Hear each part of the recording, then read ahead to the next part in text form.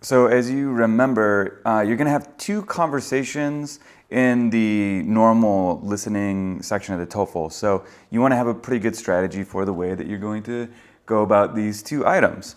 And really what you want to be doing here is allowing yourself to pay attention to the conversation.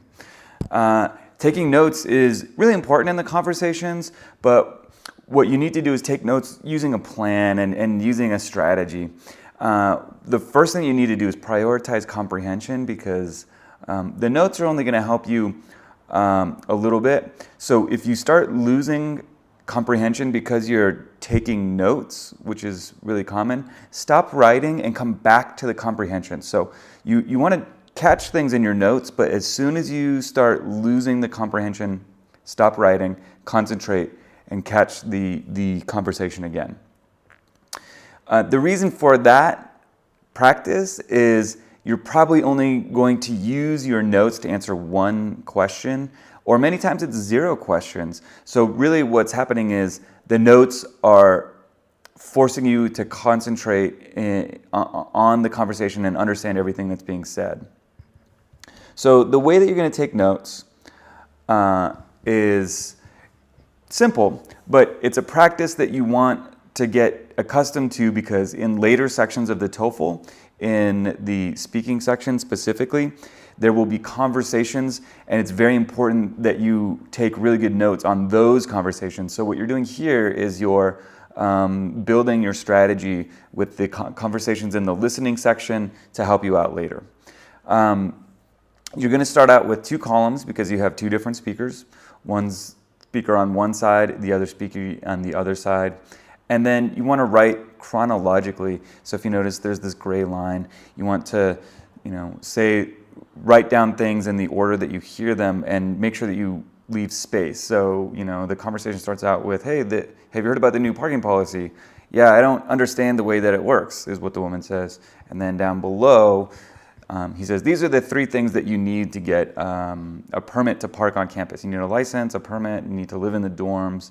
And then down here, the girl doesn't know how to get the permit. Then the guy says, well, you need to go see your resident advisor, show your student ID, and then when do we need to do this by, and when do we need to do this by, and then finally, everything before October 1st. So this is just kind of a representation of the way that your notes will look, and they have this chronological order to them. Again, I can't repeat this enough, prioritize your comprehension. When you're taking these notes, you're probably not going to refer directly to them very many times, so always concentrate on understanding what's happening. And finally, if you don't catch everything in your notes, don't panic. Because you only use your notes 1 or 2 times to answer questions, it's not going to be the end of the world. Okay, so the questions are relatively simple the way that they're structured. There's probably less variety of questions in the listening section than the reading section. There are only 5 questions on a conversation, and they always focus on the main points. So they don't have time to ask you about the details of the conversation because they only have 5 questions, so they only want to concentrate on the main points. And in fact, the minor details are going to be completely ignored. So what you need to do is think about the types of questions you're going to hear.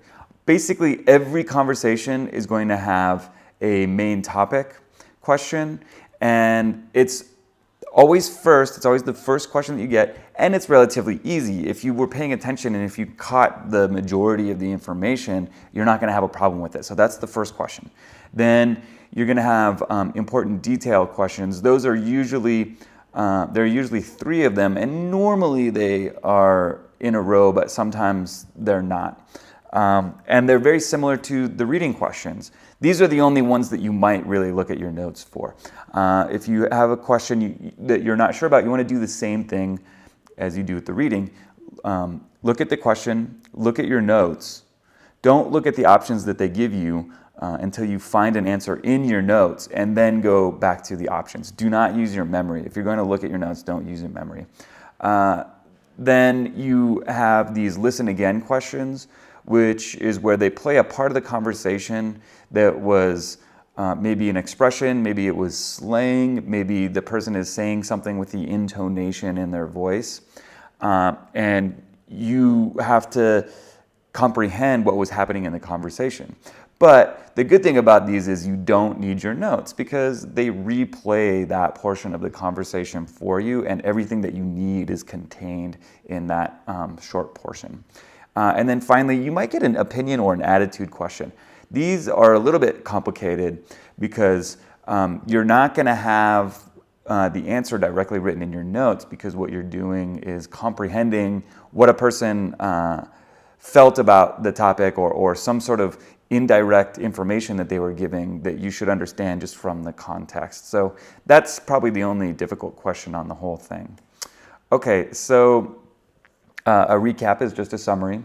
Remember to always use 2-column notes. The notes help, but mainly to concentrate, so don't worry if you don't write everything down. And finally, 5 questions is not a huge amount of questions, and they always follow a strict order. So the conversations are usually much easier than the lectures, and they're good to practice with because they build confidence and you start to understand the way that the TOEFL people like to structure listening items. So do some practice with some conversations, and then check out the video about the lectures.